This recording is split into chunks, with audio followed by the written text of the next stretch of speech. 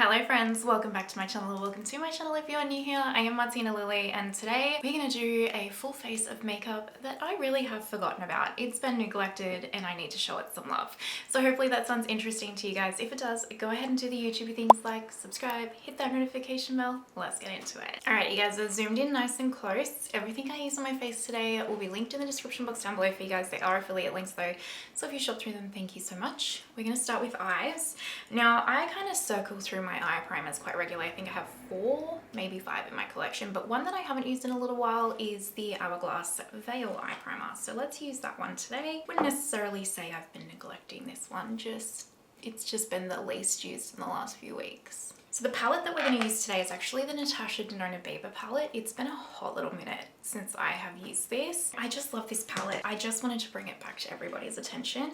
And I also want to use it in conjunction with one of my Victoria Beckham, what are these actually called again? Lid Lusters. So this is in Tea Rose. I think I'll use Tea Rose. It's either between Tea Rose or Honey, but I really haven't used these in a hot little minute either, so I figured we'd use them in conjunction. So I mean, how many times am I gonna say I really haven't used this in a while, but you know what I mean. Just gonna start out with this BK201 and I'm gonna dip into Tusk to start with and just use this to blend through my crease softly. I've actually got to go and do a heap of errands and stuff today.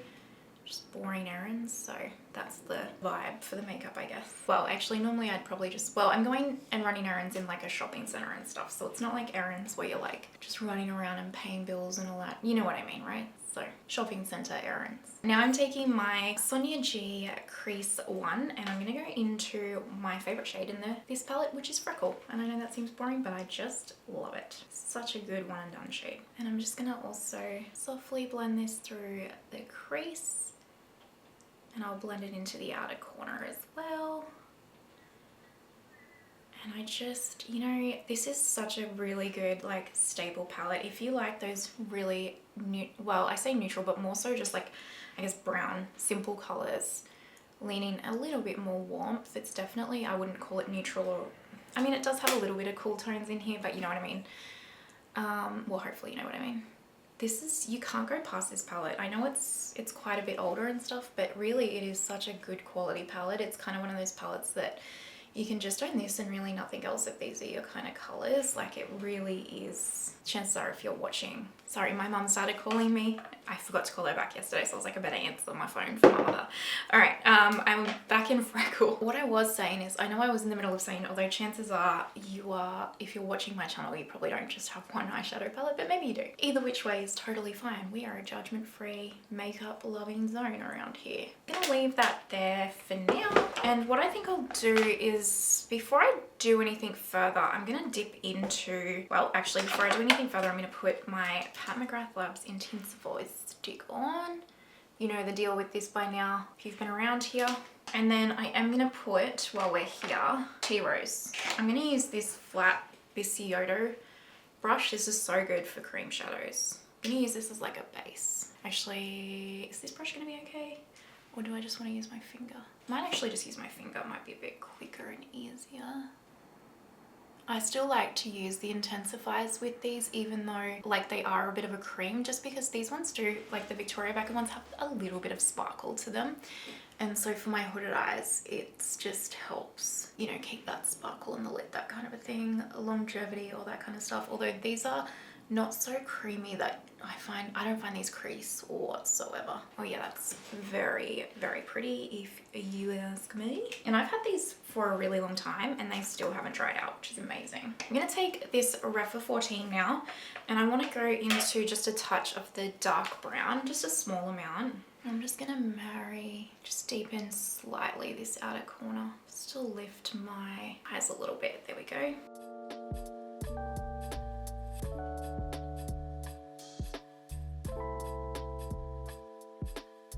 And then I'm just going to pick up that Sonia G Crease 1 brush with Freckle on it again, and I'll just re-go over that softly here. Perfect. I think we can leave these here for now. Let's move on to our base. Alright, primers that I have just been utterly neglecting is my Victoria Beckham primers. So I have Golden and Original, and I actually like to mix these together. Now these are pricey, and I think these are the kind of product that you're either gonna really, really love them and think they're absolutely worth every single cent, or you're gonna find that these are potentially really overpriced and just not worth the money. Like it really is gonna be either, there's not really gonna be a massive in between. I got the original one in PR and I purchased Golden myself, and I wouldn't personally repurchase these unless my skin changed to really, really dry. I think if you have really dry skin or skin that just really needs that extra moisture in a primer, especially if you want something like the Golden one but really want that to be moisturizing, then I think you'll probably find these are really worth the money. But for someone like me who has combination skin right now, I just think there's probably primers that are a bit more effective for me on the everyday. But they are lovely, and I can see who would be like really into them, but for me and my skin type right now, probably not. But that doesn't mean I'm not going to use them up.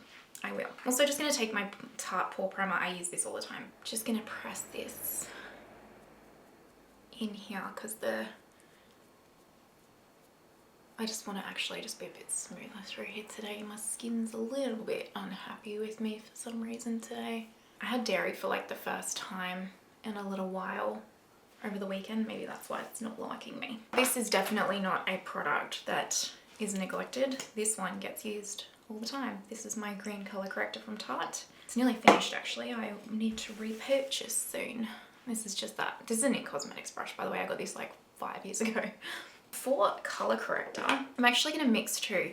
So one that I haven't really gotten a lot of use out of yet is the Rose Quartz stick from Fenty Beauty.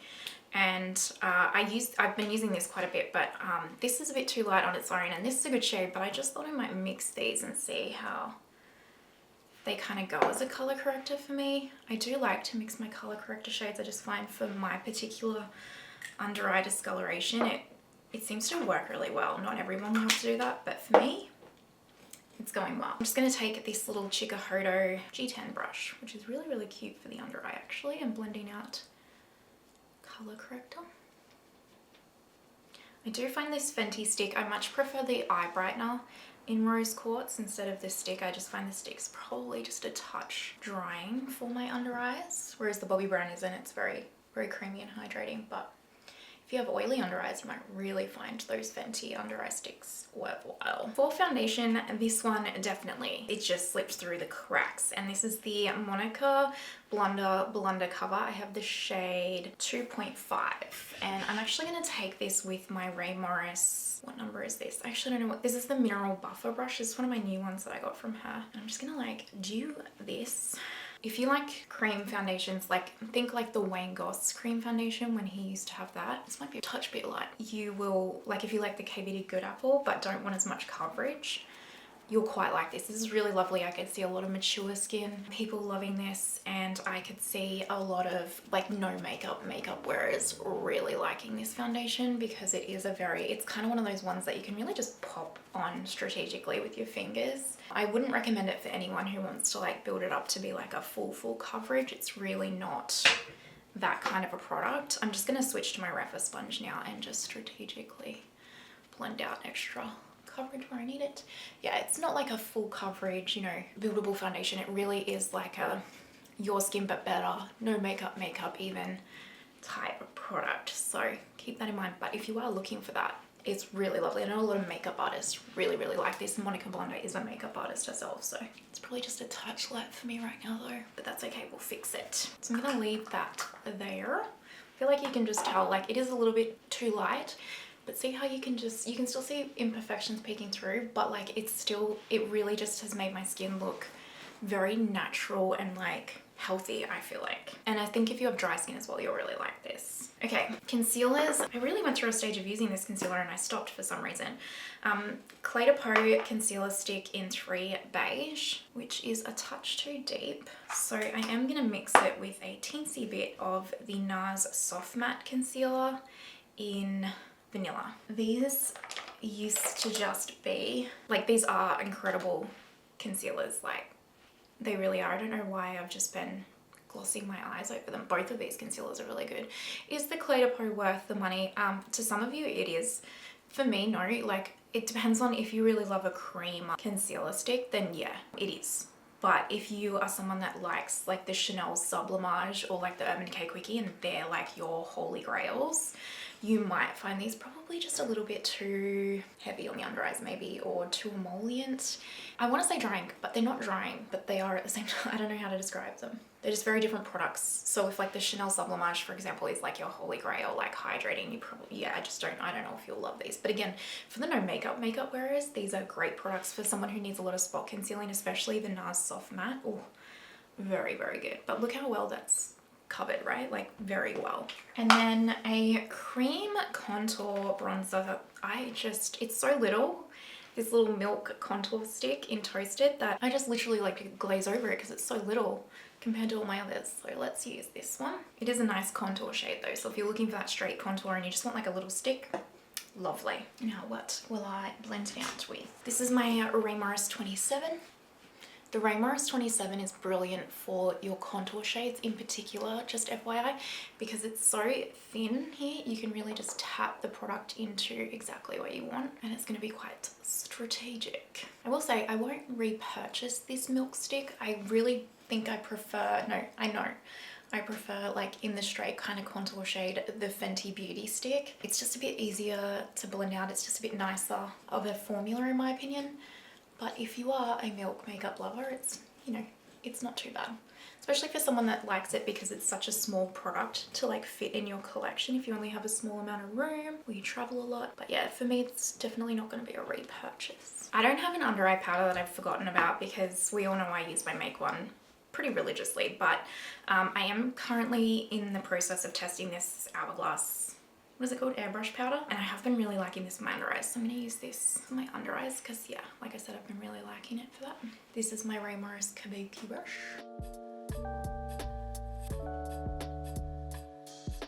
For the rest of my face, one that I absolutely love and adore, but I've been sidetracked by my Face Atelier glass skin powder lately, is this Skin Food Peach Cotton Powder. It is so good. So this is a BKN17 brush, and I just like to, you don't need a lot of this powder. It is very, very mattifying, let's call it mattifying. And you just need the smallest amount to like set and forget your face, and it just makes it like a filter. It is so good. So, so good. And it's really quite affordable. You can just get it from like Style Bar. It's a Korean brand. And for those of you in the US that are going, or like Europe and stuff that are going into summer, and if you have oily skin or combo skin, give it a look because it really does like set, especially for those hot climates, humid climates. I live in a humid climate and it just sets and forgets, you know? Look at it. I love it. I love it. And because it's so finely milled, it doesn't look like heavy on the skin or anything at all. It's great. Okay, I'm just going to quickly go off camera and do my brows because I don't have any brow products that I've forgotten about, and we'll come back and carry on. Okay, brows are on, and I also put my Victoria Beckham Cocoa Liner in my top waterline and the brightener in the lower waterline. They are not neglected. You know, I use my Victoria Beckham liners pretty much every day. Let's take Freckle and pop that on the lower lash line. This is a Sigma E36, just softly. Yes, the Sigma E36 for lower lash line is the best brush. And then this is a Sonia G pencil brush, and I'm just going to go into a little bit of Monroe and use that as like my inner corner highlight, just a touch. There we go. And then Rare Beauty mascara. I mean, one of my faves, but I have gotten out of control mascara collection at the moment. I've been lucky to receive a lot in PR and stuff, and it's just been sitting there. So I do love the Rare Beauty mascara. It's perfect for an everyday mascara, especially because it's tubing. Making sure it's still okay because it has been sitting there for that long.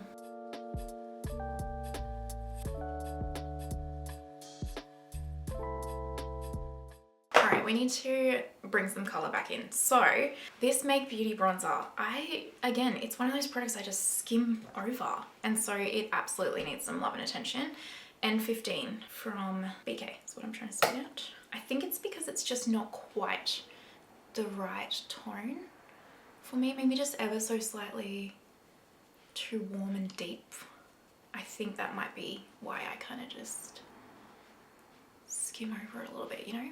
But it is a lovely bronzer and it's like a suede formula. And I think they have a pretty deep range off the top of my head. I could be wrong. So if you have a deeper skin tone, they might be worthwhile checking out.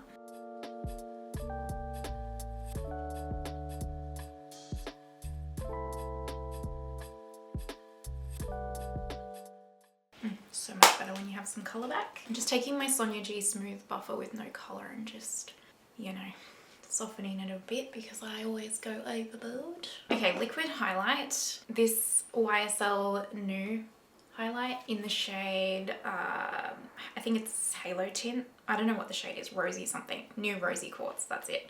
A lot of Rosy Quartz names today. I always forget about this. It's not bad, it's just not brilliant. You know, I have other liquid highlighters that I very much prefer, but it's not bad. It's a little bit too metallic-y and dense of a cream for me, whereas I like the Lisa Eldridge and the Gucci and the Westman Atelier ones because they're just a really lightweight, thin formula, but it's pretty. I wouldn't recommend it though. I wouldn't recommend spending your money on it. I'd recommend others. Unless you're looking for a really like icy toned pink, I think. Cream blush. I forget about this all the time. This is the Nars Vision Flush in Bread and Butter. Oh, actually, before we do that, sorry. A powder highlight that I always forget about is this Dior Forever one in Pink Glow. I literally always forget that I own this. Like, I don't even know the last time I've used this.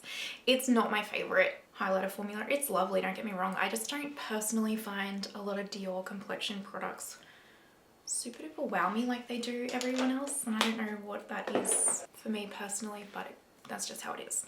Okay, back to Bread and Butter from Domestic. Now you can use this on the eyes, cheeks, lips, all that kind of stuff, but I mean, look how pretty that color is. So I'm just gonna take this on my sponge and then lightly do that.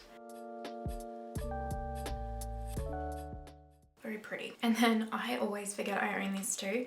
It's not that I don't love this Valentino formula, because I know so many of you guys love the Valentino formula. This is in the shade 2. It's just, I picked the wrong color. It's too pinky cool tony for me. I'm just gonna lightly set that Bread and Butter one, and I look crazy right now, but don't worry because it's gonna calm down in a second. Now, setting spray. I don't have too many setting sprays, but one that I don't often use is my Lisa Eldridge one, purely because I just love my Charlotte Tilbury and Milk and stuff so much.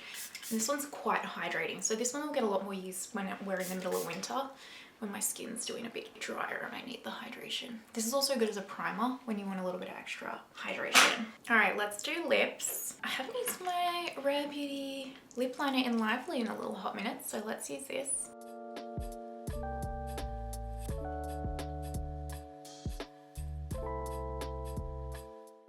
I actually really like the Rare lip liners, and especially this shade because it's kind of just like my lips, but just a little bit. It's pretty much my lip color, right? So I can use it with like any lipstick.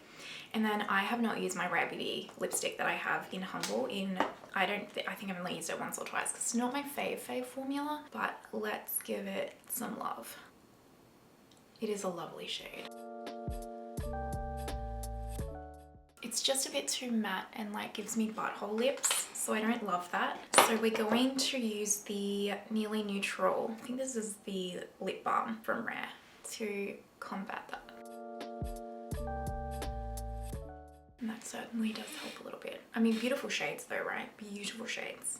All right, let me go do hair and jewelry and all that, and we will zoom out and wrap this up. All right, my friends, finished look. What do you guys think? I feel like this is a very nice, everyday look for me. I feel very put together and I feel good in this makeup. That is a full face of makeup that I had forgotten I owned, kind of, and also just have been neglecting. I say forgotten I owned, but really the way that I have my makeup set out, I can see everything. It's just, I've just been neglecting them. Let me know. What do you think? Do you want to see more videos like this? And yeah, let me know your thoughts down below.